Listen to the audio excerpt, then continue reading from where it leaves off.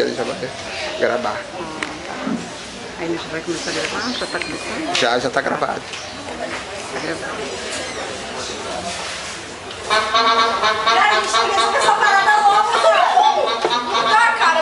Vamos fazer assim, Guilherme. O carro vindo, o carro vindo atrás do carro. Ué, vamos fazer assim. Cara, você vai ficar com medo de novo. Gente, a solução é fazer como o papai. Que culpa do papai? Pegar o carro, de pô, vender e pedir pra frente. Não, claro que não. Não. Olá, meninos, licença. Qual a discussão que... O que você quer? Calma, só quero... Não atrapalha não. Espera.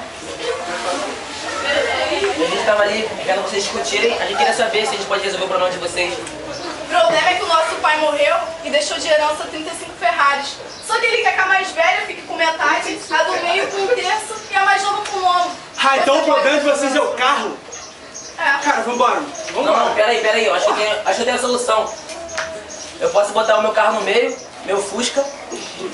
Não, cara, nosso carro não, cara. Cara, vai dar certo. Não vai Eu dar boto o certo, carro cara, no nosso meio carro. e aí a gente divide de novo, que tal? Não vai dar certo. Cara, não, chega aí, dá sim, dá sim. Não vai dar certo, cara. Olha só, vai dar certo sim. Cara, vocês perderam o carro, cara. A gente vai embora como? Ainda vai sair com mais um ganhando, vai sair ganhando. Pô, já perdeu o carro e vai embora. Cara, relaxa, pô, tu vai ganhar. E aí, vocês topam? Olha, eu não tô entendendo isso não. Quer dizer que você vai colocar o seu Fuscão no meio e todo mundo vai sair ganhando? Sei. Olha só, é simples, você tem 35 Ferrari. Eu boto meu Fusca 36 e divide como seu pai falou.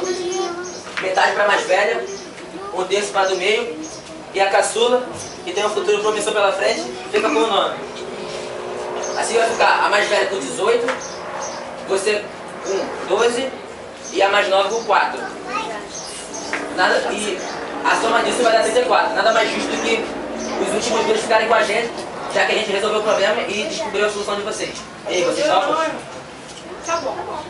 Beleza. Bora lá resolver essa parada. Peraí, eles vão ficar com o New Beetle?